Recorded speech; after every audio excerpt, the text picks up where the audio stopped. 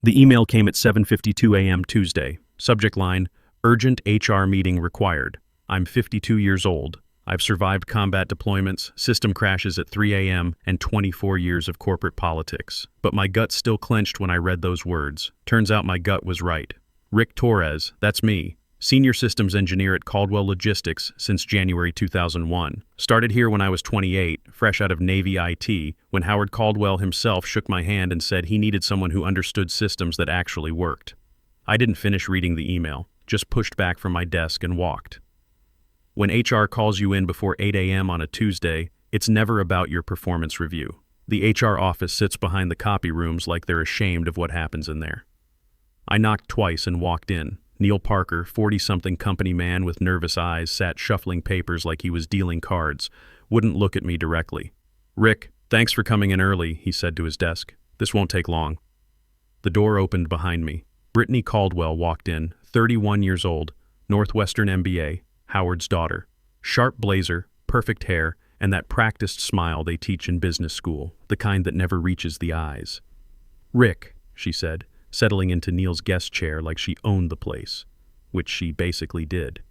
"I know this feels sudden, but we've been conducting a comprehensive review of organizational efficiency in preparation for our strategic modernization initiatives." I stayed standing. 24 years in the Navy and corporate America teaches you when to sit and when to stay ready to move. "We're restructuring several legacy positions to align with our technological advancement goals," she continued. "MBA speak flowing smooth as motor oil. Unfortunately, your current role has been identified as redundant with our new digital transformation strategy." She paused, probably waiting for me to ask questions or beg for my job. Instead, I just waited. "Austin Brooks, our new Chief Innovation Officer, has already reviewed your work. Frankly, we're surprised it functioned at all. Very outdated approach." She gave that smile again. "We need systems that scale with modern business practices." There it was. 24 years of keeping their operation running, dismissed with corporate buzzwords and a condescending smile. No mention of the time I rebuilt their entire logistics platform in my garage when their vendor went bankrupt. No mention of the midnight calls when their systems crashed and I drove in to fix problems nobody else understood.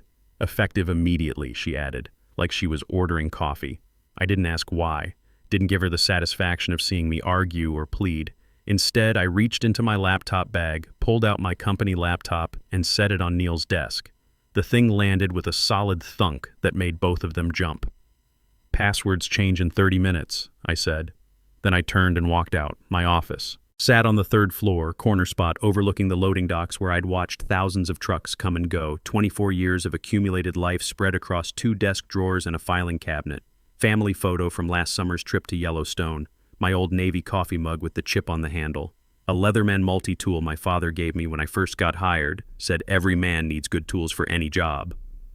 The Leatherman went into my jacket pocket. The photo and mug went into a small box. Everything else could stay. I've learned not to get attached to things I can't carry. Security didn't even look up when I walked past the front desk. They probably figured I'd sit in my truck and have a moment. Maybe call my wife, tell her what happened. That's what most people do when their world gets turned upside down before their second cup of coffee. Instead, I drove straight home to our place on Maple Street, hung up my jacket, and went to the garage. In the back corner, behind 2 broken fishing rods and a stack of old license plates, sat my filing cabinet. Gray metal, scratched from years of moves, with a combination lock that hadn't been opened in over 10 years. My daughter Sarah's birthday. Reversed.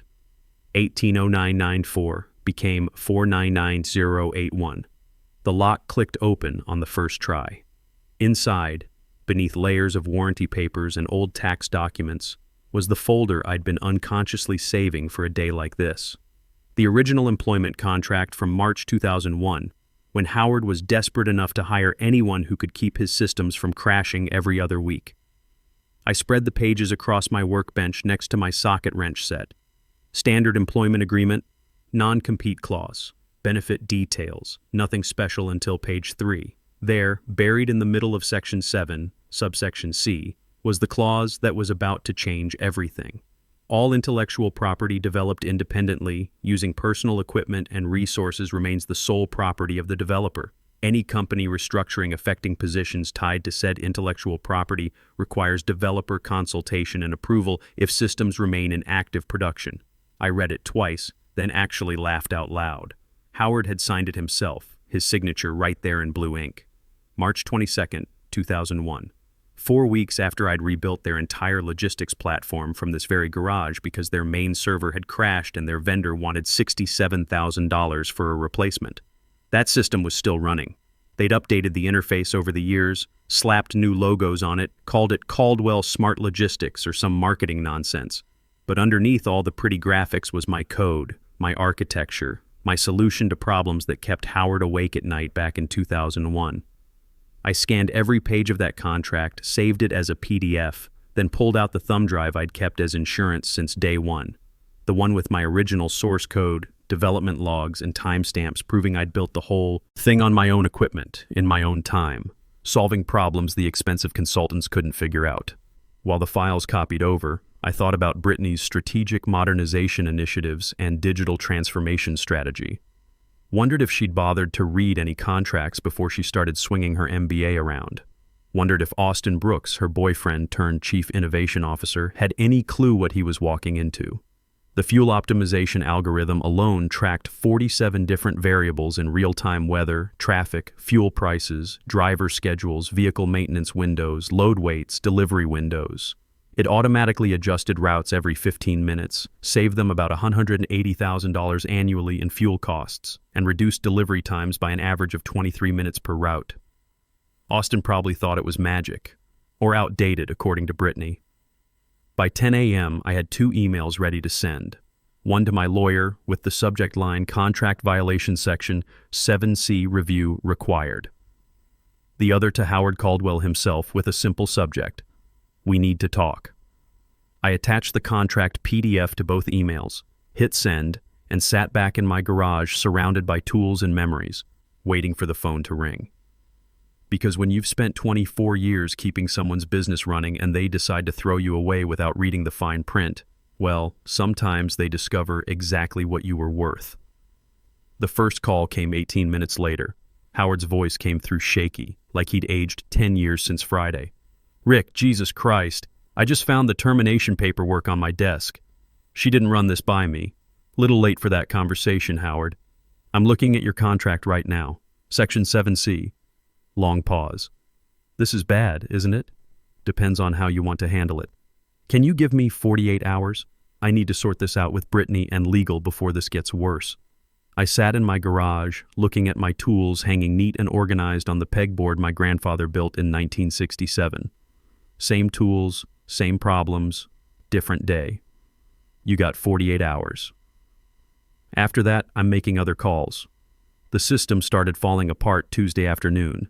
Nothing dramatic at first, just little glitches that used to get caught and fixed before anyone in management noticed. A shipping manifest that couldn't find its matching invoice. Fuel routing algorithms that defaulted to backup settings nobody remembered how to modify. Danny Walsh, the DevOps guy who actually understood how things connected, started getting calls around 2 p.m. Dispatch supervisors asking why their route optimization was running 40 minutes behind schedule. Danny pulled up the monitoring dashboard and saw what I'd been expecting: error rates climbing steadily since Monday morning. My fuel algorithm wasn't just tracking those 47 variables for fun. Each one fed into decision trees that adjusted routes in real time. Weather data changed fuel consumption calculations. Traffic patterns shifted delivery windows. Driver breaks requirements affected scheduling. Remove the interconnections and the whole system starts making decisions based on incomplete information. By Wednesday morning, the problems were getting harder to ignore. A $3.7 million freight shipment bound for Dallas vanished from the tracking system. Not delayed, not rerouted, just gone. The kind of error that used to trigger my pager at 3 a.m., back when I cared enough to lose sleep over their problems. Austin Brooks was discovering that Chief Innovation Officer meant more than sitting in meetings talking about digital transformation synergy. The inventory management system I'd built was throwing cascade failures faster than he could Google what the error codes meant. 3 distribution centers lost synchronization with the main database, leaving $47,000 worth of products unaccounted for. Austin tried the smart approach first, hired a consultant from Chicago. some hotshot from a firm that charged $450 an hour to look at problems they didn't understand. The guy took one look at my code architecture and told Austin he'd need 8 months and a team of 6 developers to rebuild it properly. Price tag, $1.2 million, minimum. That's when Austin got desperate and stupid. Thursday afternoon, he called Danny into his office and asked if there was a way to streamline the legacy code, maybe remove some of the older functions that seemed redundant. Danny pulled up the system documentation, 73 pages of handwritten notes, flowcharts, and dependency maps that I'd kept in physical binders, because I don't trust clouds to remember everything important. All cross-referenced, all essential, all built over 24 years of solving problems that textbooks don't cover. You can't just delete pieces, Danny explained. It's like removing load-bearing walls from a building. Mr. Torres designed everything to work together. Austin didn't want to hear that. He wanted a quick fix, something to show Brittany that he had the situation under control. So he did what every amateur does when they're in, over their head. He started changing things he didn't understand. Friday morning, Austin optimized what he thought were redundant database queries. Turned out those redundant queries were fail-safes, backup processes that kept the system running when primary connections hiccuped. Without them, the whole network started choking on its own data. By noon, 7 regional distribution centers were running on manual processes that hadn't been used since 2003.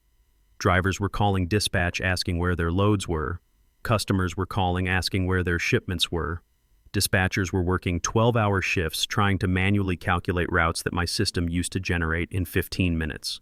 The fuel waste alone was costing them $12,000 per week.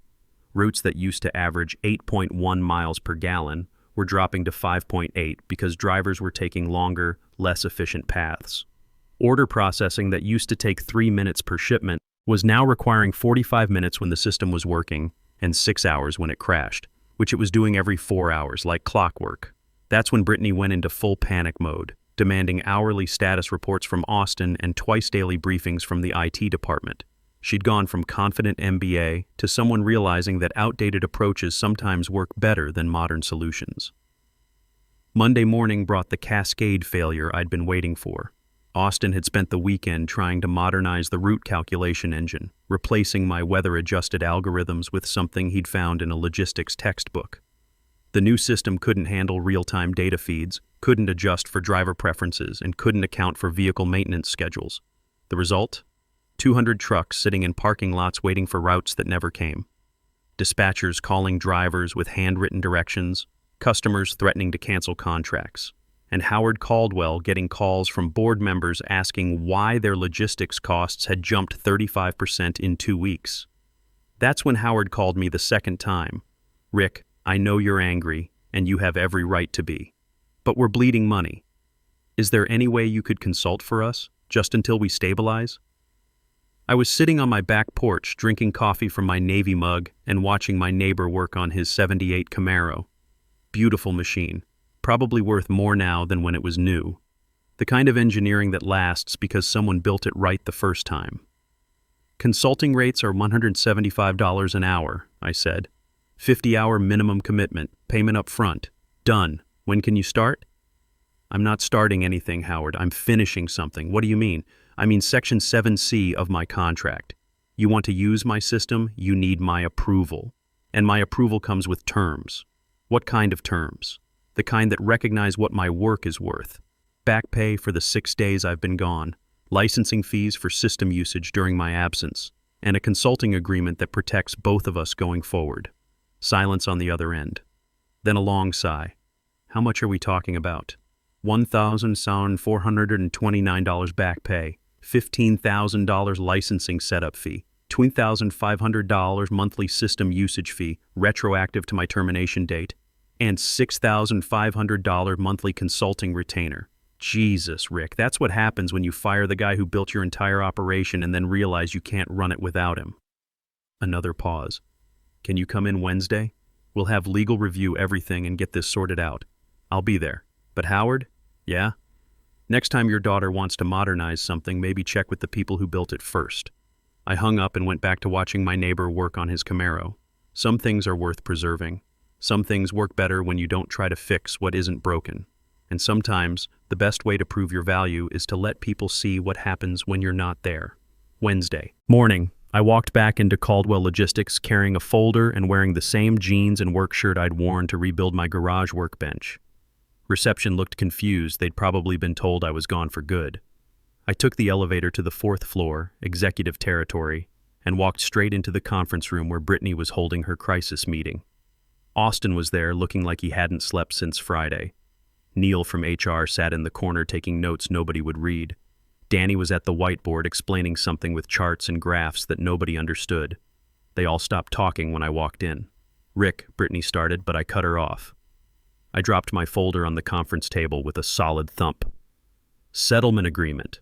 Full recognition of intellectual property rights, back pay for time lost, licensing fees for unauthorized system usage, and consulting contract for ongoing maintenance. Brittany's MBA confidence was nowhere to be found. 2 weeks of system failures had replaced her practiced smile with something approaching panic. "We can negotiate terms. No negotiation. Accept the terms, or I walk this across town to Peterson Freight. They've been asking about my availability." Austin finally spoke up, voice hoarse from too much coffee and not enough sleep. "Look, man, we just need to know how to fix the routing optimization. The manual calculations are killing us. The routing issue exists because you deleted my weather integration protocols. The fuel waste exists because you removed my real-time adjustment algorithms. The system crashes exist because you tried to modernize something that was already optimized." I looked at Howard, who'd been quiet through the whole thing. He looked older than his 67 years, like the stress was eating him from the inside. "You taught me something when you hired me, Howard. You said good systems don't just work, they fail gracefully. Your daughter hired someone who doesn't understand the difference." The room went dead quiet. Brittany's face had shifted from confident to something approaching desperation. Austin was staring at his laptop screen like it might give him answers it had been refusing to provide for 2 weeks. I opened my folder and pulled out the contract breakdown. Back pay for 6 days, $1,429. System licensing setup, $15,000. Monthly usage fee going forward, $2,500. Monthly consulting retainer, $6,500. Total immediate payment, $16,429. That's... Austin started. "That's what it costs when you fire someone without reading their contract," I said. "Danny, show them the system performance metrics from the past 2 weeks." Danny clicked through his laptop. Charts appeared on the wall screen, red lines trending down, error rates spiking, cost overruns climbing like a fever chart. "Fuel efficiency down 28%, Danny read. Average delivery times up 41%. System uptime down to 67%. Manual override requirements up 340%. In dollar terms?" Howard asked quietly. $73,000 additional fuel costs. $28,000 in overtime for manual dispatch. $47,000 in inventory discrepancies. Customer service complaints up 250%. I let that sink in. "So you've already paid for my settlement twice over, just in the past 2 weeks. Question is whether you want to keep bleeding money or start fixing the problem." Brittany found her voice. "This is still extortion." "No, this is consulting. You made a business decision to terminate my employment. I'm making a business decision to license my intellectual property at market rates. Don't like the terms? Build your own system." Austin laughed, but it wasn't humor. "Market rates? You're charging premium prices for old code that works. Your modern solutions have cost Howard more in 2 weeks than my consulting will cost in 2 years. Howard had been reading the contract terms while we talked. "The licensing is retroactive to your termination. System's been running my code since day one. You want to use it, you pay for it. That's how intellectual property works. And if we sign this, what happens to Austin?" I looked at the kid who'd tried to replace 24 years of experience with 6 months of MBA confidence. "That's not my problem. You hired him, you figure out what to do with him. But if he touches my systems again without supervision, the consulting rates double." The signing took 25 minutes. Howard's signature on every page, witnessed by Neil from HR and Danny from IT.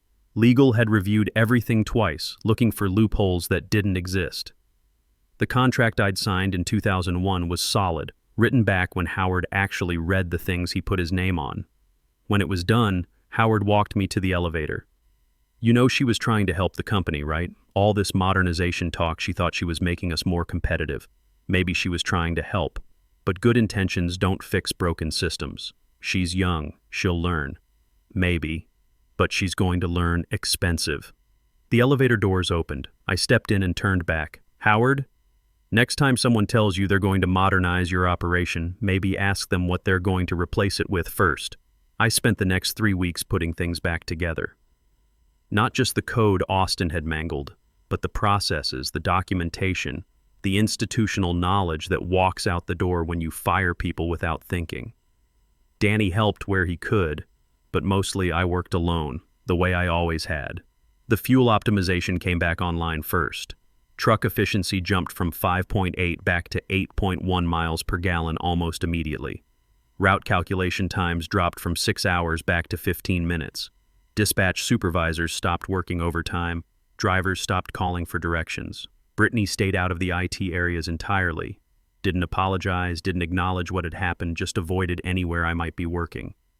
Austin was reassigned to strategic planning, which is corporate speak for we don't know what to do with. You, but we can't fire you yet. The system stabilized. Orders processed correctly. Shipments arrived on schedule. Customers stopped complaining. The crisis passed, the way crises do when you fix the actual problem instead of just treating symptoms. But I wasn't done. Peterson Freight had been serious about their offer. $89,000 base salary, equity stake, and the title of Chief Technology Officer. They'd been watching Caldwell's struggles with professional interest, especially after word got around about system failures and management changes. We need someone who understands that technology serves the business, not the other way around, their CEO had told me.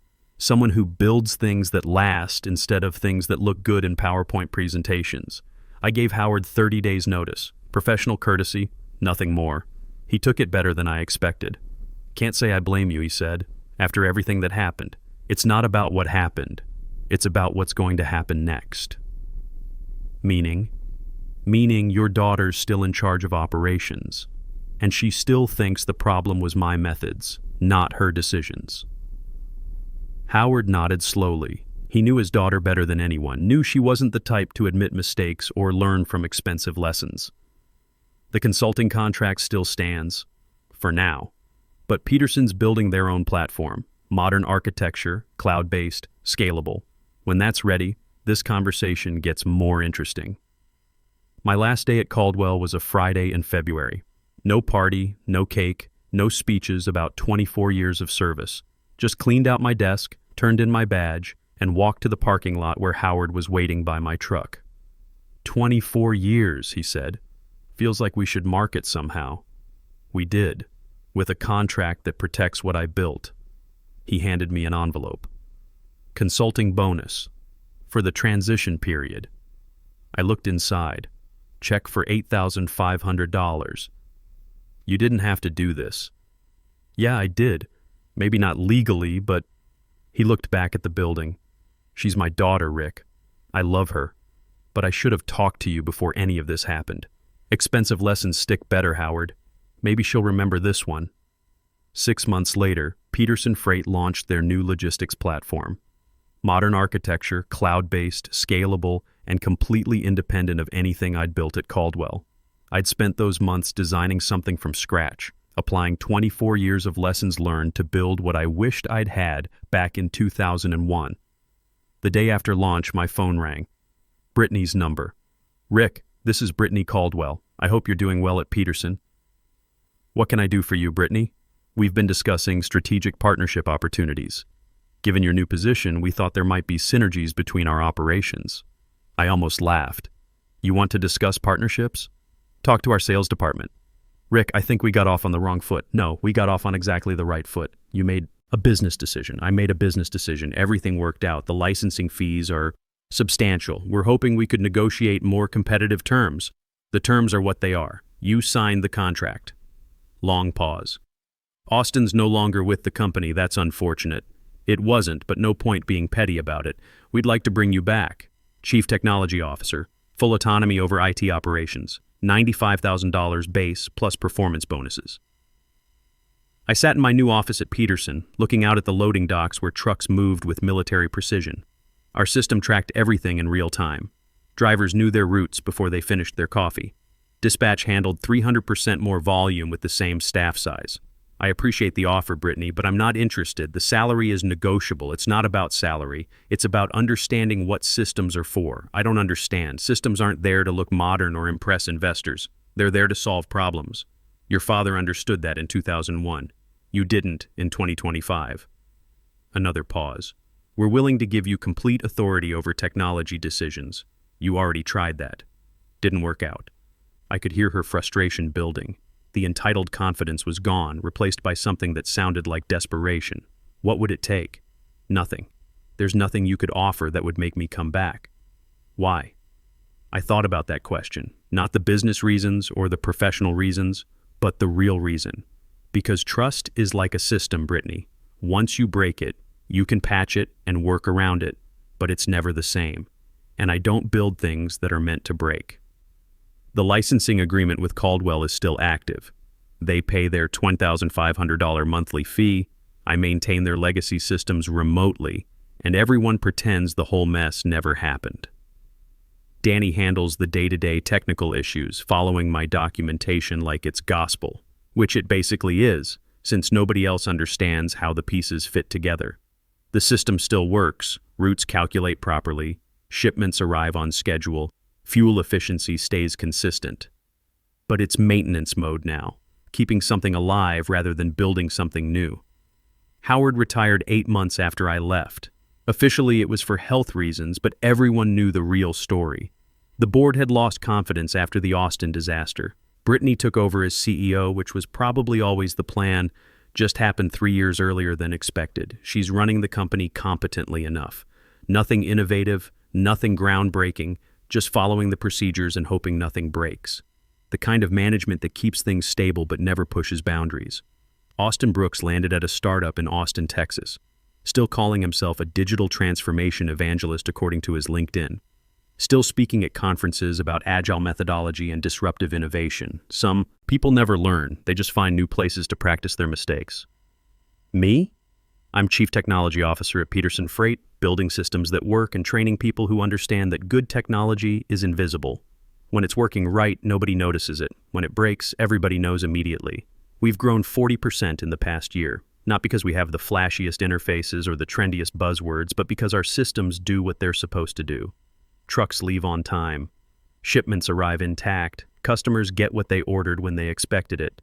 Simple concepts, but apparently harder to execute than you'd think. My team is small, 6 developers, 2 system administrators, Danny Walsh, who I hired away from Caldwell after his contract expired. We build things that last. We document everything. We test thoroughly before we deploy. Old-fashioned approaches that work better than modern methodologies. The garage filing cabinet still holds that original contract from 2001. Not because I need it anymore, but because it reminds me that sometimes the most important thing you can do is read the fine print. Howard understood that when he signed it. Brittany learned it the expensive way. Every quarter, the licensing check arrives from Caldwell. $7,500 automatic withdrawal, processed without discussion. It's not about the money anymore. $30,000 annually is nice, but not life-changing. It's about the principle. They wanted to use what I built. They pay for the privilege. Some Friday evenings, I drive past the old Caldwell building on my way home.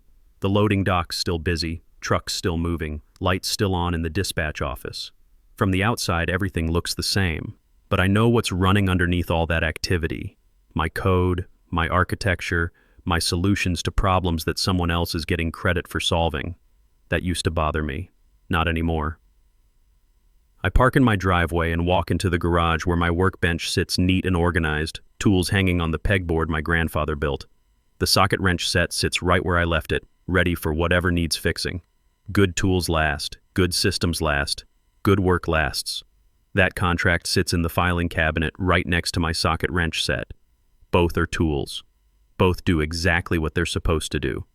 And both remind me that the best revenge isn't getting mad or getting even, it's being right, having proof, and watching them pay for it. Every single quarter. 24 years I spent building something that worked. Took them 2 weeks to break it. Took me 3 weeks to fix it. And now they'll spend the next 20 years paying me to keep it running. Some lessons cost money. The expensive ones stick. And some systems are too valuable to replace, even when the person who built them is gone. Especially then. I close the garage door, turn off the lights, and head inside. Tomorrow's Saturday. Maybe I'll work on the Camaro. Maybe I'll just sit on the porch and drink coffee. Either way, somewhere across town, the system I built is running smooth and quiet, solving problems, making money, and proving that sometimes the old ways work just fine, as long as you build them right the first time.